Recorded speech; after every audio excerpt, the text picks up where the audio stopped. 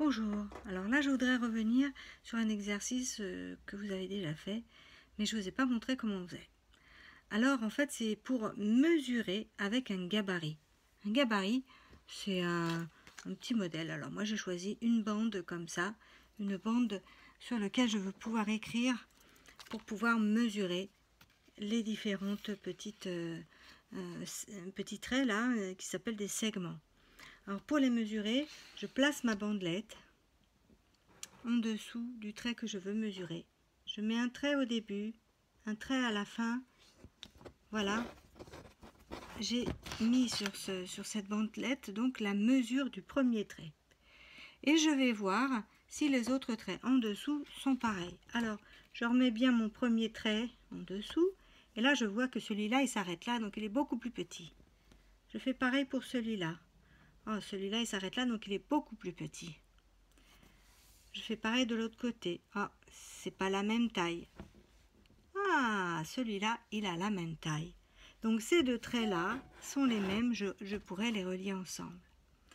Une fois que j'ai trouvé ça, je fais pareil avec les autres traits, je mesure. Je prends ma bandelette et je vais mesurer ce petit trait-là en faisant un trait de début ici, un trait de la fin ici sur ma bandelette.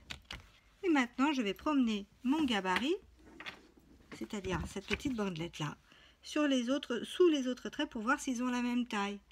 Lui, il n'a pas la même taille. Lui, il a la même taille. Ils ont le même début, la même fin. Donc ces deux-là, ils sont pareils. On continue pour le dernier trait. Je remets ma bandelette en dessous. Je fais un trait au début, un trait à la fin. Et puis, je promène ma bandelette sous l'autre. Oh, voilà, c'est la même taille. Alors, en fait, ces deux-là sont pareils. Voilà la technique pour mesurer un segment quand on n'a pas de règle. Alors, évidemment, avec une règle, on peut aussi le faire. Alors, le piège de la règle que tu as, c'est que là, tu ne peux pas mesurer avec le bord de ta règle. Il faut bien mesurer en mettant le début du segment ici, sous ton zéro. Alors là, je mets le début du trait sous le zéro. Et là, voilà la fin de mon trait. Ah oui, mais bon, alors, comment on lit ça? Alors, bon, on voit des numéros. Donc là, il y a 6, mais un peu plus que 6. Voilà, comme tu ne sais pas encore ce que c'est que les demi et tout ça, les 6,5, 6,3, eh ben, pour toi, c'est un petit peu compliqué, là. Tu peux te repérer avec les 5, ou alors tu comptes les traits après le 5, et comme ça, tu sais si les autres, ils ont exactement le même nombre de traits. Mais bon, au début, c'est pas ce qu'on vous demande. On vous demande vraiment d'utiliser une bandelette comme ça, de tracer le début et la fin du trait, et d'aller promener ta bandelette pour trouver lequel est le même. Pour l'autre exercice, c'est la même chose. Le voilà.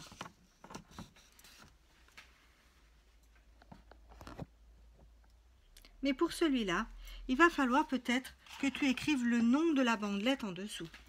Par exemple, celui-là, il s'appelle A. Alors, je vais faire le début de A, la fin de A, et je vais dire c'est A, lui. D'accord? Faire pareil après pour B. Je fais le début de B, la fin de B. Voilà, ça c'est B. Tu peux faire pareil ainsi de suite et après il va falloir trouver lequel est le plus petit de tout ça. Alors pour trouver le plus petit, après il faut déplacer tes bandelettes pour voir, ah celui-là dis donc il n'est pas loin du A, hein. Le D c'est presque le même. Hein. Donc il faut être assez précis dans ces traits parce que c'est presque le même. Le E, le E il est petit. Donc alors le premier, le plus petit c'est peut-être le E. On te demande de mettre le plus petit ici et d'aller vers le plus grand à chaque fois. Donc le plus petit c'est peut-être le E. Après ça, donc entre le D et le A, alors le A il était là. Le A en fait il était un peu plus loin. Il faut bien être précis dans sa mesure. Donc, je remets là pour voir le A. Le A il est plus grand que le D. Donc je vais mettre le D. Mais peut-être que le C il est plus grand ou le B. Voilà, il va falloir vraiment que tu mesures pour savoir qui est plus grand entre B et entre B et D, je sais pas. Hein.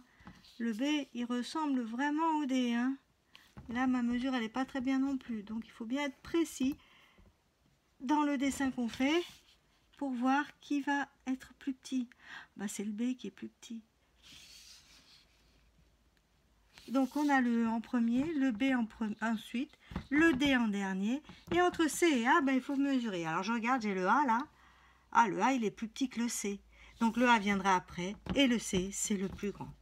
Il y a qu'en mesurant comme ça que tu peux vraiment t'en apercevoir parce que là, les mesures sont très proches les unes des autres. Voilà, bon courage!